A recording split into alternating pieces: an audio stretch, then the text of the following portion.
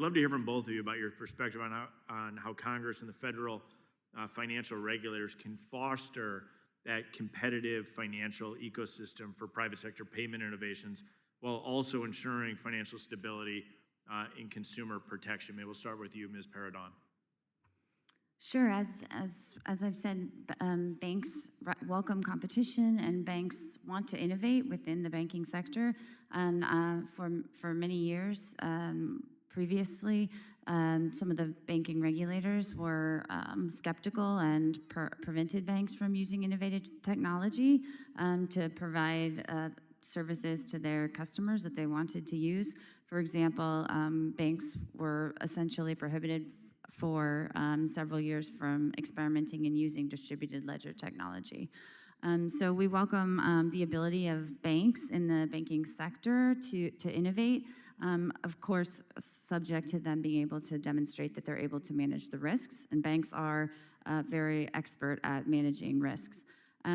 We welcome innovation and competition within the payment ecosystem itself, and we commend the Federal Reserve for inviting public input into whether it should expand its account access to provide a limited payment account to certain entities that have not traditionally had access to master accounts. Institutions seeking novel charters seek access to the Federal Reserve payment infrastructure and the implicit imprimatur of federal oversight without accepting the full scope of those obligations.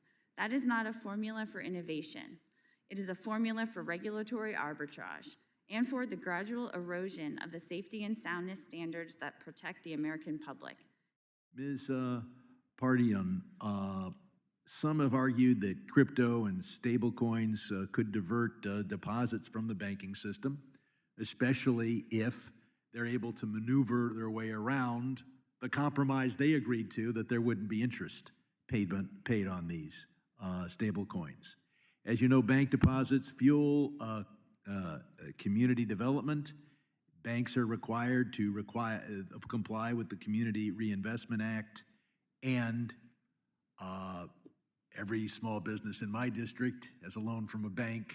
None of them have a loan from crypto world.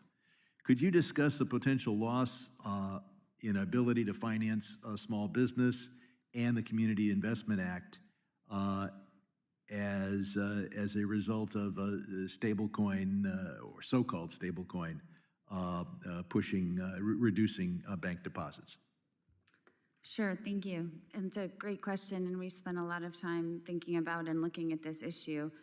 There is concern, particularly of stablecoins issuers through affiliate and other third parties are able to pay interest, that there could be a flight of deposits out of insured banks to stablecoin issuers. And as you note correctly, bank deposits fund loans to consumers, small businesses, including consumers of all economic levels. And there would be, based on the research we've done, a reduction in loans or at a minimum increase in the cost of credit and a reduction in the availability of credit were there to be deposit flight out of the regulated banking system. Banks have spent and continue to invest billions of dollars consistent with their obligations under the Community Reinvestment Act to fund small businesses and home financing in all communities, including low and moderate income communities. Thank you. Ms. Paridon, what are the potential risks of expanding Fed master account access to businesses outside of the traditional banking system? It's something that we have spent a lot of time thinking about, and we do have concerns that depending on whether the Fed ultimately does open up skinny accounts or payment accounts to entities that have not traditionally had access, number one, it could potentially fundamentally shift deposits from insured institutions to uninsured institutions. The Fed itself has acknowledged that the institutions most likely to seek a payment account are going to be uninsured institutions. We have concerns, of course, with uninsured institutions because They, of course, run and would not have the protection of deposit insurance.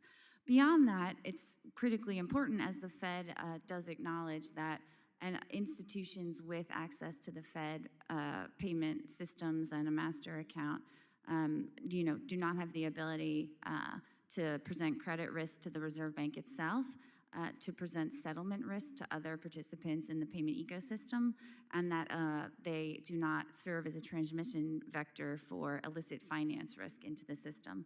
So we would encourage the Fed to proceed slowly if it does in fact move to implement the payment account as it has proposed, and to study this question of whether it would hasten a shift from insured depository institutions to uninsured, and what the implications would be for that, and whether that would fundamentally change the Fed's role in the economy by expanding its balance sheet, for example.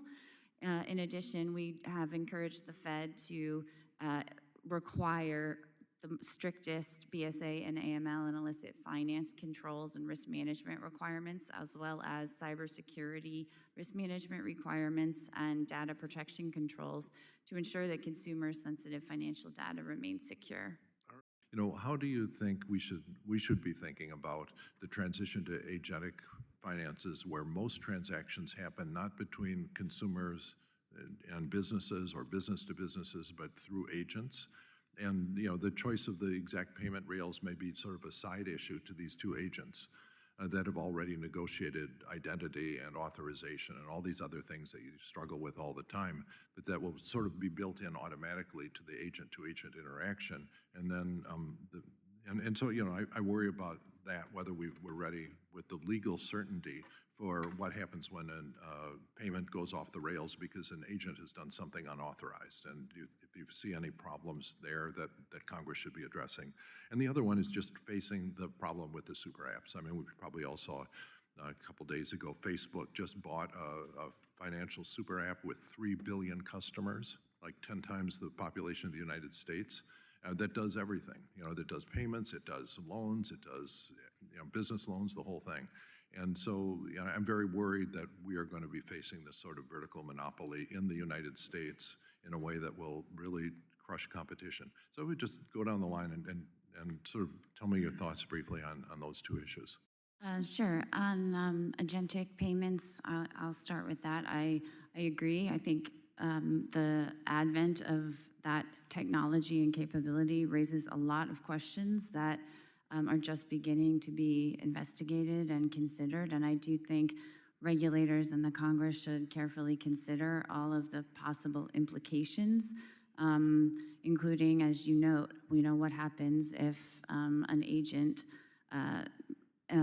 executes a transaction or makes a payment that it wasn't authorized to do. You know, and who is a consumer in that situation? Who is the institution serving? And in the, you know, investment advisor space, who are the fiduciary duties owed to, et cetera.